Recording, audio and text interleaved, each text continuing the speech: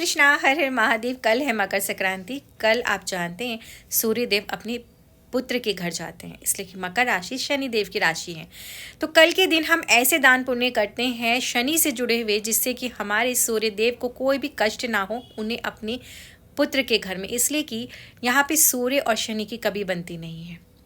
तो इसीलिए कुछ ऐसे विशेष दान पुण्य किए जाते हैं जिससे कि शनिदेव की विशेष कृपा प्राप्त हो सके और हमारे जीवन में किसी भी प्रकार की कोई कष्ट और समस्या नहीं आए। तो कल के दिन हम सूर्य देव को अर्घ्य तो देंगे, मगर जो अर्घ्य देने का एक समय होता है ना, वो मैं आपको बता दूं, वो है अभिजीत मुहूर्त। अभिजीत मुहूर्त में जो सूर्य देव है वो बिल्कुल हमारे सर के सीधे ऊपर होते हैं। उस समय आप एक तांबे के पात्र में शुद्ध जल लेकर उसके अंदर थोड़ी सी खांड या गुड़ मिला दें, थोड़े से अक्षत मिलाएं और फिर आप उसके अंदर लाल चंदन या कोई भी पुष्प ज़रूर डाल दें। ये चीज़ें डालकर आप सूर्य देव को उस समय अर्घ्य दें और साथ में ही सूर्य देव के मंत्रों का उच्चारण करें। इस तरह से अगर आप अभिजीत मुहूर्त में इस तरह से ये जल अर्घ्य देते हैं ना सूर्य देव को, तो सूर्य देव की विशेष कृपा आपको प्राप्त होती है। दूसरा आपने करना क्या है, गुप्त लक्ष्मी की प्राप्ति करना चाहते हैं ना, तो आपने मकर संक्रांति के दिन गुप्त दान ज़रूर करना है। आपने अपने दादी नानी को तो देखा ही होगा ना, जब हम तिलकूट या जो लड्डू बनाते हैं ना तिल और गुड़ के, तो उसमें सिक्के डाल देते थे और जब बच्चे खाते थे तो उसमें से सिक्के निकलते थे, वो बहुत खुश होते थे। इसे बोलते हैं गुप्त लक्ष्मी। तो इस तरह से गुप्त दान करना है कल के दिन आपने भी। तो आपने करना क्या है, तिल और गुड़ को आप मिला के जब लड्डू बनाएं तो बड़ा सा एक लड्डू बनाएं और उसके अंदर आप कोई सा भी कॉइन सिक्का डाल दें। आप जहाँ भी रहते हैं उस तरह आपको जो भी वहाँ का कॉइन है आप वो डाल सकते हैं इसमें। 1 रुपये का, 2 रुपये का, 5 का, 10 का, जो भी सिक्का वो इसके अंदर डालें और इस लड्डू को बनाकर आप लड्डू बनाएंगे जिसके अंदर आप कॉइन डालेंगे। इस लड्डू को लेकर आपने जाना है महादेव के पास।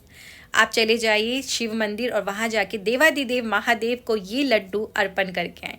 इस तरह से आप ये अर्पण करते हैं अपनी मनोकामना बोलते हुए, तो आपको गुप्त लक्ष्मी की प्राप्ति होती है। साथ में कोशिश करें कि 14 लड्डू ऐसे बनाएं और उनके अंदर आप सिक्के ज़रूर डालें और इन्हें आप गरीबों में बांटें। और कल के दिन आप जानते हैं कि बहुत ज़्यादा दान पुण्य का विशेष महत्व होता है, तो जो भी आपकी क्षमता हो ना, क्षमता अनुसार दान पुण्य अवश्य ही करना चाहिए। कल के दिन अपने घर में 14 दीपक ज़रूर जलाएं। ये 14 दीपक आप मिट्टी के, आटे की कैसे भी ले सकते हैं। इसमें तिल का तेल कल के दिन डालें और इस दीपक को आप अपने घर में जलाएं।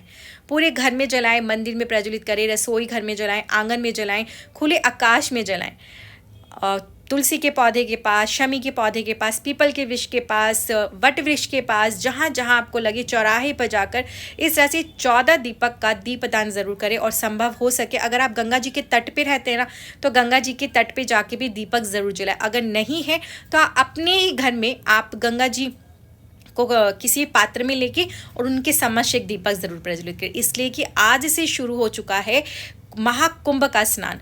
तो आपने रेगुलर अपने घर में एक दीपक गंगा जी के नाम से ज़रूर जलाना है। और अगर आप गंगा जी के तट पर रहते तो वो तो बहुत ही ज़्यादा उत्तम है। तो इस तरह से आप महाकुंभ का भी फल प्राप्त कर सकते हैं और रोज़ अपने नहाने वाले जल में गंगा जल ज़रूर मिला के स्नान करें। आपको महाकुंभ का फल घर बैठे ही प्राप्त हो जाएगा। तो ये छोटे छोटे से उपाय कल से करना शुरू करते हैं। हरि ओम तत्सत।